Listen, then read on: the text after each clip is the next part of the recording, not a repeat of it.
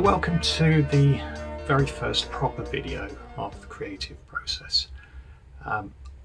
When I first thought, well, the first idea I had for doing a video would be to actually show a track being created from start to finish. And what happened in the end is I didn't quite have the right camera stands and all of that sort of stuff, so I just sort of launched into doing a track. But I've now completed that track, and really the whole point of that exercise was to show you where I am most comfortable in terms of what I do, the sort of music that I create. Basically introduce you to my comfort zone.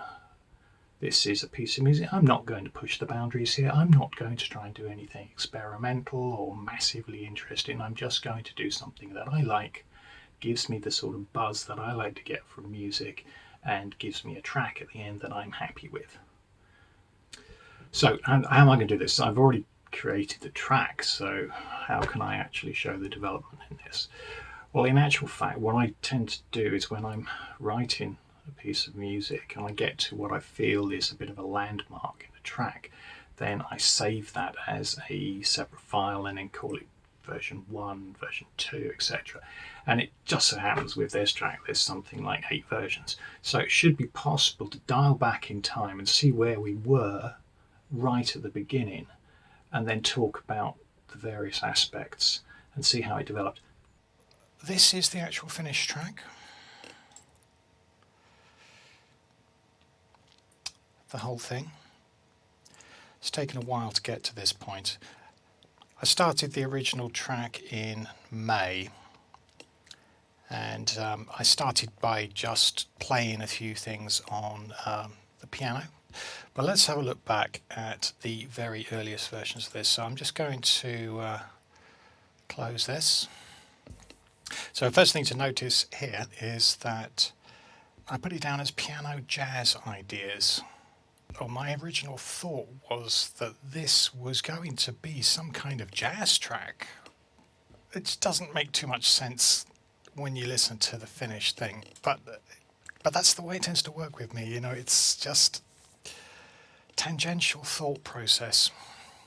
So let's open it up and see what we've got. Right, let's go back to the beginning. So let's play.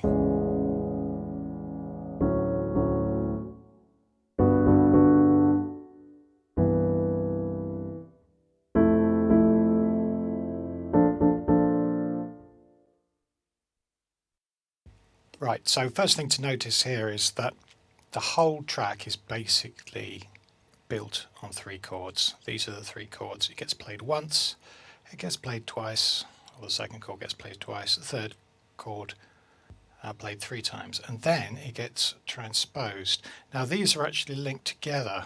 We've got A and E, so a perfect fifth, and then it goes up by a fourth to D, goes up by a fourth again to G.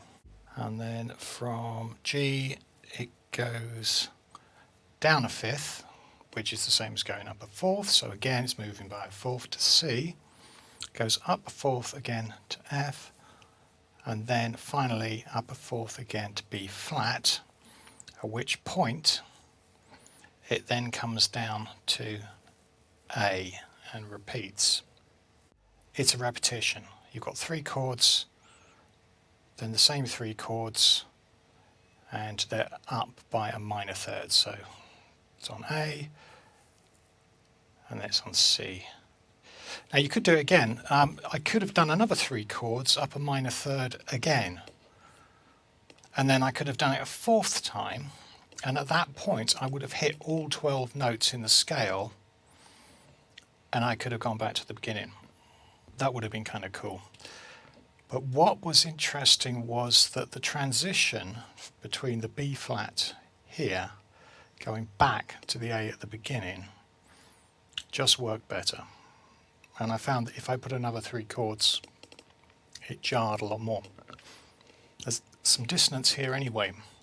If you put 6 major 7th chords together, transposed by a 4th, it's not all going to be in the same key.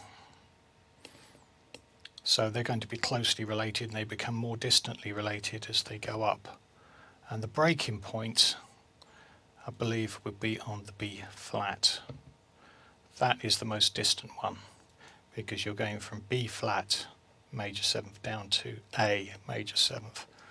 There's a lot of notes which aren't going to be in the same key there, and that does make a difference. It's why it can be a little bit jarring on that change. I've tried to minimize that, but it's one of the things that gives it character, but at the same time you've got to be careful of it, otherwise you're going to have some jarring dissonance, and I really didn't want to do that. So, and essentially that's what I came up with. And then once that idea had been set, I practically had everything I needed for the whole piece. The one thing else that is probably worth noticing at this stage, if I go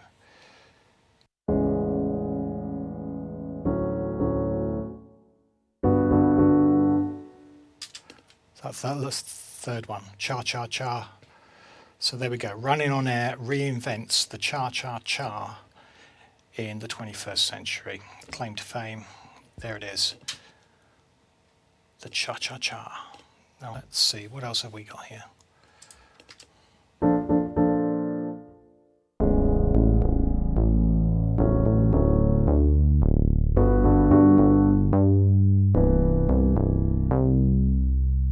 So that bass line, at this point I was doing most of my recording travelling up and down to London on a train.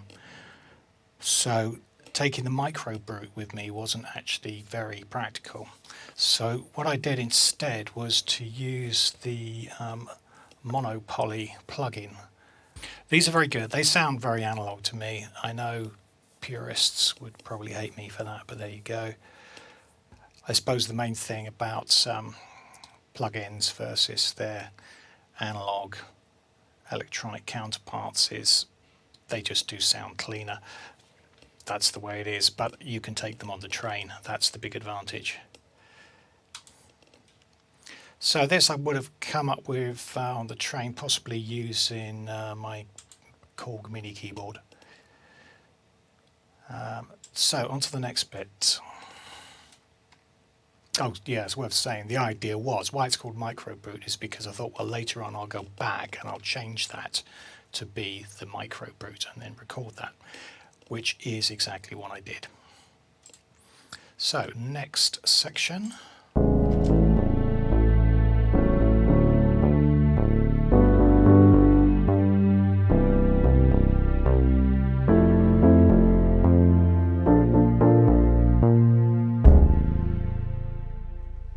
So, string parts, strings, I love strings, I love pianos. This is the bread and butter of what I do musically, and I particularly like these. They're very soft, they've got a sort of 60s filmic type vibe to them.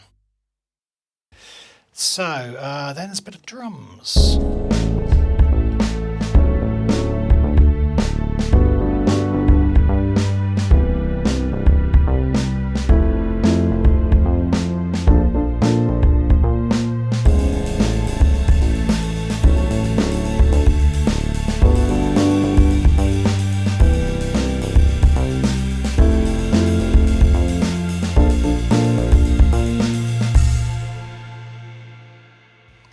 Adding drums.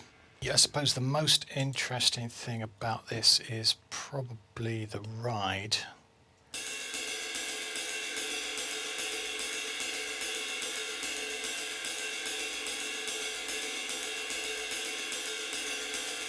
Okay, so the idea with this is that everything would be in 3, so it's not triplets, but it's the accent is every 3rd note, just to fight against the overall beat and give it that sort of dotted note feel. Let's see then, what do we have?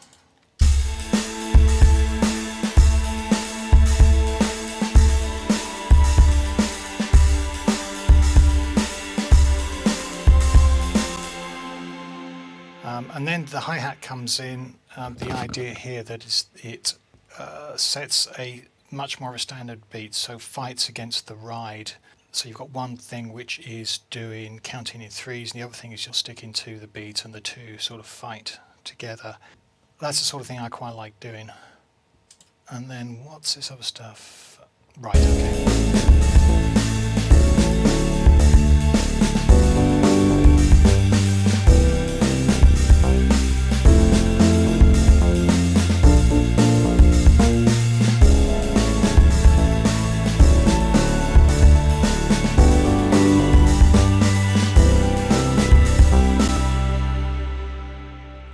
So here I added some additional drums, but the idea here was to try and get them working at a different time so they would act like fills. So I took the original drum pattern and then speeded it up by, I don't know, a third, something like the idea that it would become sort of a triplet-y offset to the original pattern, but be based on the same material. Now I kept this in for a very long time, but in the end it didn't really feel that it worked. It was just a little bit too jarring. I made a few adjustments and it didn't quite work. And in the end I found that when I quantized it back to a 4-based rhythm, it did actually start acting as a fill. But I ditched the bass drum, the second bass drum on that, and just kept the snare. And that's worked. That was fine. That was enough for me. The other thing that came in here was the idea was this was going to be the CZ1, but in actual fact it's remained with a plugin. This is essentially arpeggios. Zoom in a little bit. It's just playing through the chords. Simple as that. Twinkly noise, a little bit of extra harmony. Now I think that's more or less it, but this might be worth reviewing.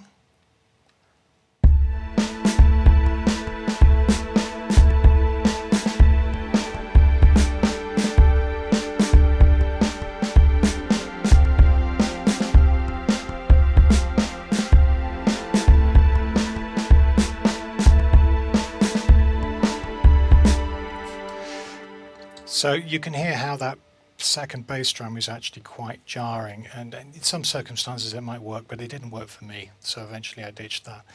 On the string part I've thickened it up by adding some additional notes. Makes it much richer, and that stayed pretty much to the end. So let's just close that then. It's worth saying that most of the project material is there. It's in that first track, which is not too much of a surprise, and with each save after that it's going to be quite iterative, but there are obviously some more significant things to come. So right, does it look radically different? Yes, I think there are some significant differences here. Now, I think at this point this is where I started to introduce the robotic narration voice. That's something I'm going to go into in another video. Zoom in, I might just start a little bit before. When I sleep, it takes me back to old friends long gone.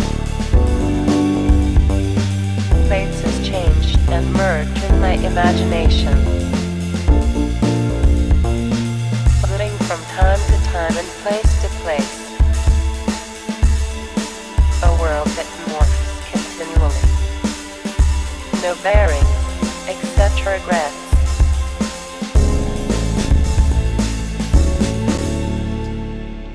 So that pretty much sounds like the final version.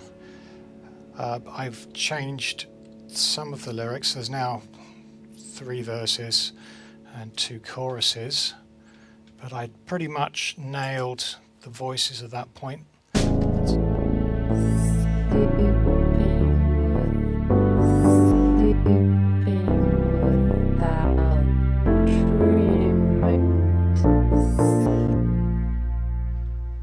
Okay, I'll zoom in here.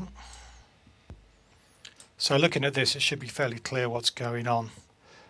I've got 2 tracks, and it's taking the lyrics "Sleeping Without Dreaming," and then they've been stretched by, I think, a factor of 2, And then I've gone through and methodically chopped them into bits and muted individual parts. So all the bits which are in grey are muted.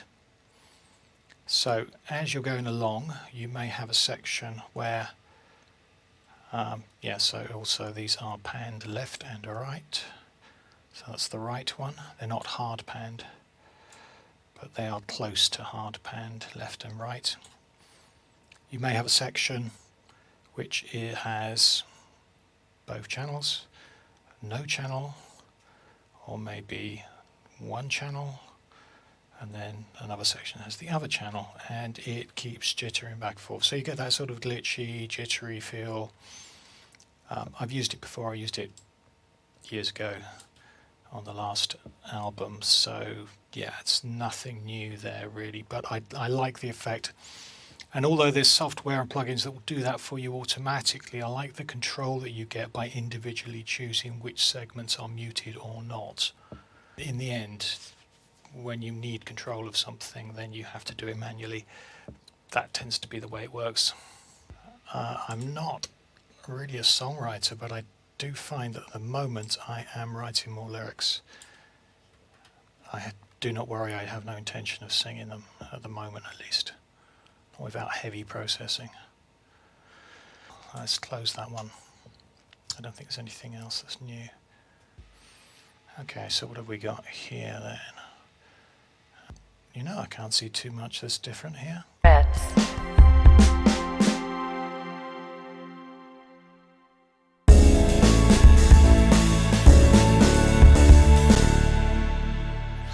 So I may not have noticed that on the last one, but here, this is where I introduced the gap, where those silences where the track stops, then you have a pause, then it comes back in, not necessarily full force, but close to full force. This is perhaps where that idea came from, or where it was introduced. There is something worth looking at here. If you notice, right back at the beginning, close to the beginning there, the time signature is 12/4. Now, it's open to discussion.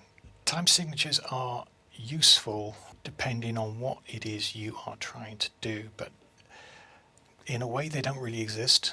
It's just your way of trying to have some kind of framework, something that you are referring to. In this particular case, I've chose 12/4 because that means that I get those three chords that we talked about at the beginning in a single bar, and then I get the transposed version of those three chords in the second bar, and it's easy for me to manipulate. But I could have done the whole thing in 4/4, and then it would have been one chord a bar. So it depends on what you want to do. The thing is, what then became interesting is when I had the gap, a bar was a good thing to have as a gap, but 12/8 was too much, and so just for this gap I changed the time signature to 6/4.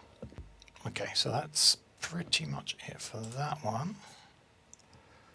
So look at the dates. Okay, so some of these are getting quite recent. They're going to be pretty much the end. I'm going to skip ahead here, I think, and go to number 6. Okay, so at this point I've recorded the micro brute.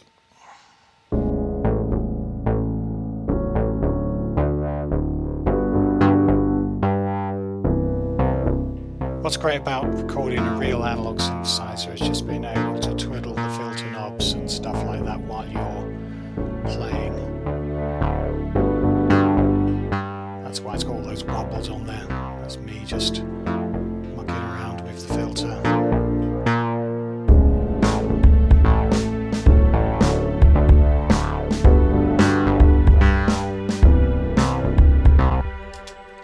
That's enough of that. What else have we got?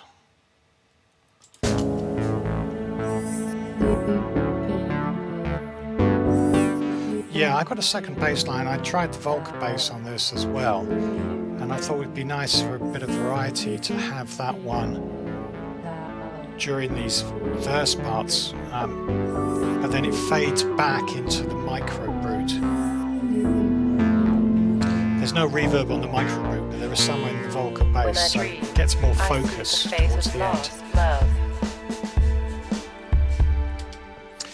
Okay, and here's my second verse. When I dream, I see the face of lost love, joining and drifting again, past and present. Okay, so that's there. What about this? Lives, parallels of my own, resetting time. Yeah, that's the third one, except I think there were a couple of spelling mistakes, so it came out saying some rather unusual things. That's quite funny. Okay, we begin some interesting areas here. So it kind of stagnated for a while. When stagnation is when it's kind of you don't do anything for 3 years, but this is more a case of I wasn't too sure what to do next, and so I thought I would listen to some artists I'm following at the moment, C418 in particular, and just trying to work out what is it that I like about their music. Why is it that music stands out as being good? And what I realized was that it was the surprise new elements that really sort of stuck out of that music. It was a nice comfortable piece, and then all of a sudden something more interesting would happen.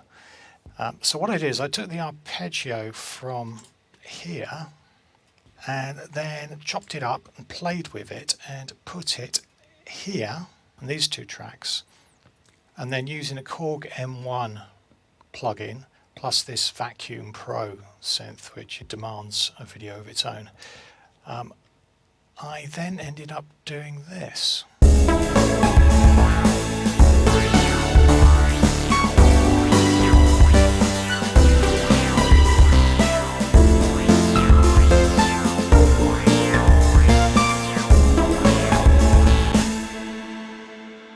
Which has quite a lot of impact.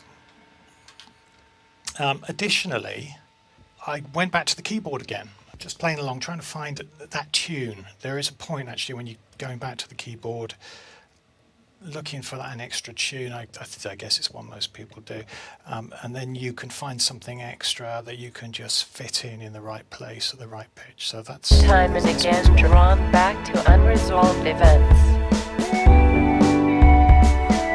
A maze of the mind, no bearings, except regrets. It's got quite a melancholic feel to it. It's something I really, really like. And I think that's all that's really worth saying. Perhaps it's worth saying something about the lyrics. It's about the experience of dreaming and how strange and confusing it is, and but also how very interesting it is, and it has a sort of reflective quality. And I found that recently, over the last year or so, my dreams have been very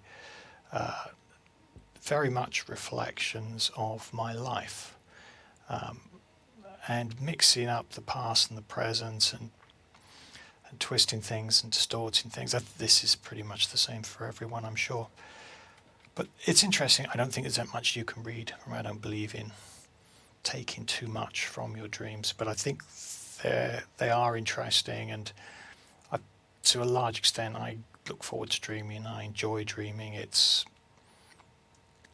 has a sort of it feels informative, even though I don't think it really tells you too much. It perhaps tells you what you're thinking about, tells you what's on your mind a lot. So I just wanted to try and capture that feeling of dreaming and where it takes you and what you see, and that's really what these lyrics are about. I think that's fairly obvious anyway. So if you managed to get to this stage, then well done.